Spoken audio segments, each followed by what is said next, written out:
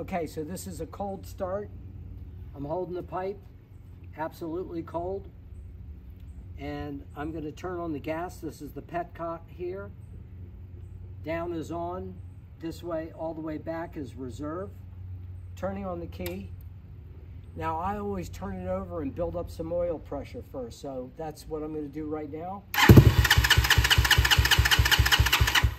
Okay, so I built some oil pressure. Now it's time to do the choke. So camera's coming around here now.